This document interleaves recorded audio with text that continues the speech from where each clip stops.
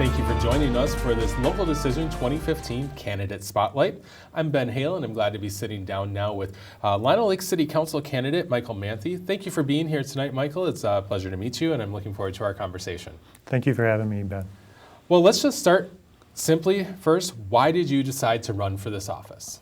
Well, the most simplest answer to that would be the public safety model that Lino Lakes currently is going towards. That is not something that myself and a very large part of the community believe in, and that just kind of rolls into a long-term planning. So in a broader sense, long-term planning was what got me involved.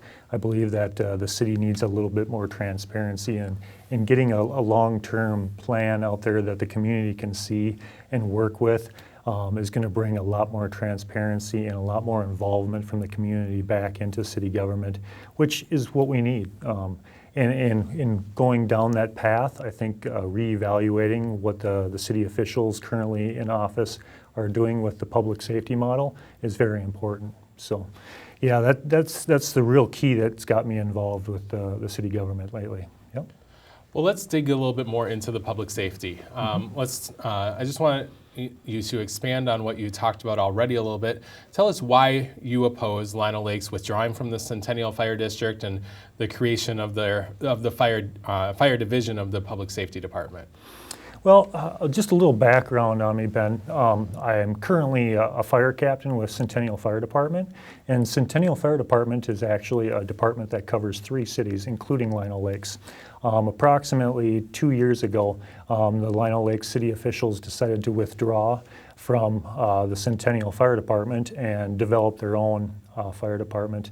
And that whole process did not seem to be right, because at every different angle it kept pointing back to, why are you wanting to withdraw from a department that from a tax standpoint is one of the cheapest per capita, from a service standpoint it's one of the highest in the county.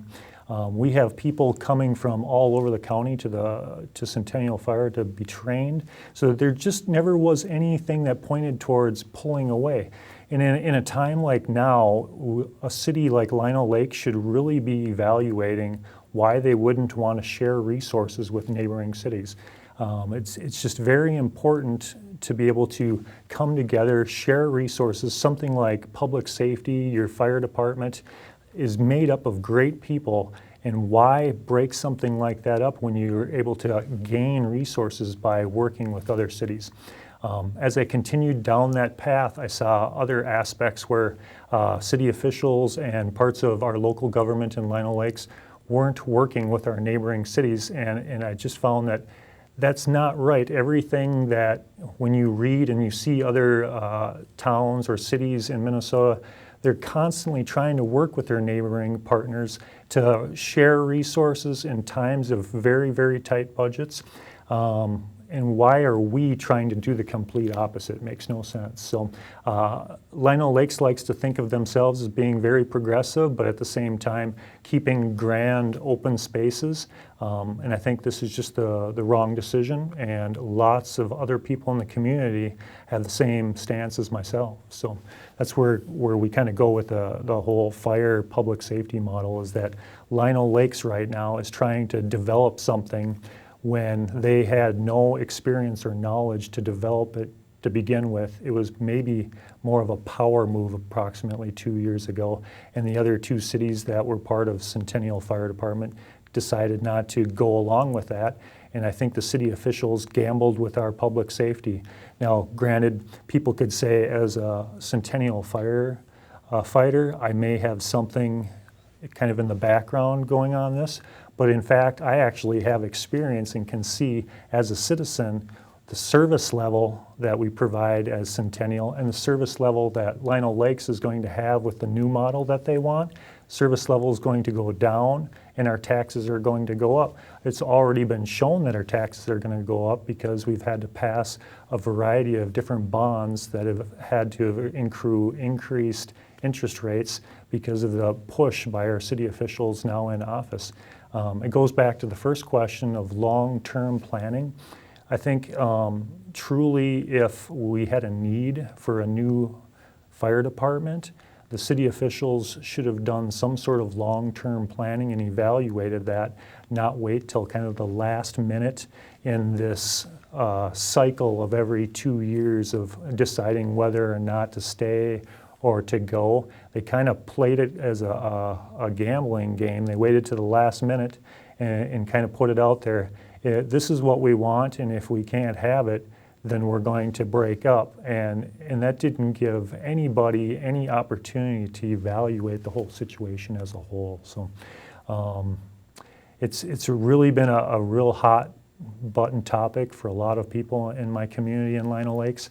And having the experience, I've been a firefighter for over 10 years, and knowing and working with other fire departments and seeing the service and the quality of public safety that we already have, it just made no sense. Just a little more details too. The city then brought in an independent contractor to evaluate whether Lino Lakes should continue with what they have or do as the city officials wanted to do and break off and start a new fire department. And that independent study said, you know what, the best thing you've got going is what you're doing right now. And that shows something when an independent study paid for by our citizens, our tax dollars, brought to fruition by our city officials, says one thing, and then they go against that. There's just a continuation. You can see that this is something they wanted, so they're going to do it, and that's too bad. So I want to talk a little bit about budget now. Okay. When you look at the city budget, the preliminary levy that the council passed in the end of September calls for a 5.34% levy increase next year, and that amount could change before the final levy it could go down before December when the final levy is voted upon. But if not, that would be the second year in a row of a more than 5% levy increase. If you had been in office, if you had been on the city council, would you have supported that type of increase at this time? The actual details of the levy I can't really say at this moment. If I was in office, looking at a levy like that, it kind of goes back to the long-term planning and why do we see these real sharp increases in levies needing to be paid. Consistently over the past 4 to 6 years, we've heard from our city officials that they've been able to cut money here and cut money there, but yet those departments seem to every year need new this, new that, or roads need to be maintained or fixed. So something just isn't right. So if we do need that levy, I understand we need to pay for things, but at the same time, why do we not have enough transparency that allows the community to see why we need that money?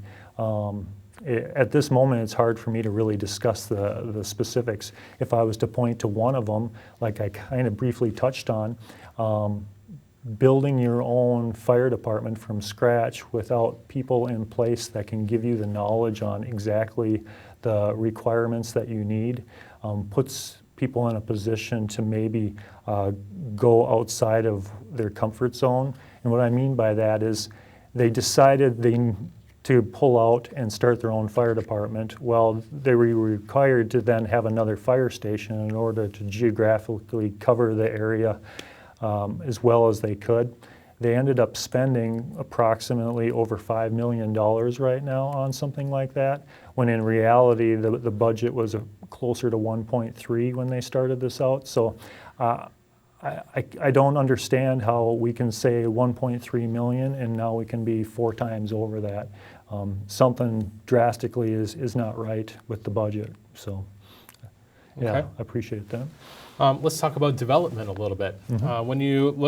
What opportunities for development or even redevelopment do you see in the city of Lino Lakes, be it residential or commercial? That's a good question, Ben. When I moved up to Lino Lakes about 12 years ago, on paper, we already had some industrial commercial locations kind of mapped out. We didn't necessarily have anything for the future at that point, but it was really nice when I moved up because that commercial business industrial area provided a great tax base that allowed me to look at where I wanted to live, and it was going to provide me with property taxes that were below the surrounding area. We're creeping up on our neighbors as far as property taxes are, and that's kind of a concern. I don't think we've reevaluated the area to maybe rethink where we can provide some more commercial space, where we can provide some more industrial space, and business as a whole. I've got two types of people coming to me. I've got people that live in Lino Lakes that would love to have more businesses that they can shop at and spend their money at. And then I've got also the local farmers that I talk to. And they say that a lot of times they watch other farmers that they've been farming with for 50 years, and they say they don't have the opportunities when they get to a point where they want to stop farming to develop their land. They see other parts of the city being developed regularly, but they don't see themselves or fellow farmers having the same opportunities. So I think reaching out to those farmers and seeing what they have, what their plans are, if they're looking to retire in 5, 10, 20 years, and what they'd like to do with their property is really important. And again, it goes back to long-term planning, Ben. If we are able to talk with people in our community that own the properties and get a feel for what they would like to do, we can put that on paper and we can really work towards that. Like I said in the beginning, we 12 years ago when I moved up to Lino Lakes, we had some great opportunities and those places filled up really quickly. And I think we've kind of plateaued in the last 5 years on not being able to bring in more business and more industrial places that pay really good taxes that help out our property taxes as a resident. When you look at being a council member, what do you think of would be your most important responsibility as a council member? Well, as a council member, I think key words kind of come to my mind with that question. Leadership, transparency, respect for people. When I'm out talking with people, I always tell them, you know what, I'm very approachable. I want people to come and talk to me. I'm not always going to agree with them, but you know what? I want to listen and hear what they have to say because I don't know everything. I need to hear from the community what they're feeling, what they're seeing, what they need, and then go back to the city and work with the city officials on coming up with a plan to take into what their thoughts and needs are. Too often I see the officials kind of get into their office there and they come up with what they want to see, and it has nothing to do with the community. And time again, I hear from people in the community that they've approached the city officials and they've never been able to be heard. And that really is surprising from a political standpoint. You would think as a city official, you would want to hear every comment that people have to say to allow you to direct the community the way that the community wants to be done, not just the way you want it to be done. Let's finish up today with just why should a resident of Lino Lakes vote for you on Election Day? Why should a resident vote for me on Election Day? That's a good question. In a short answer, I've been a firefighter for over 10 years with the community, and I got involved with that because I'm the kind of person that likes to be involved with my community, and I want to help people. I got involved with city politics and the way that Lino Lakes works from that same standpoint. I'm always wanting to know what the community is doing. I want to help out, and I want to be there for the people and do the best I can for our community. So. Well, Michael, thank you for coming in tonight and taking a little time to share your views with us and the viewers. We appreciate it. Thank you very much, Ben. I appreciate it. I want to remind you that you can always head to northmetrotv.com for our complete local decision election coverage, or watch more spotlights like this both on northmetrotv.com and also on Channel 15. Thank you for watching. We'll see you next time.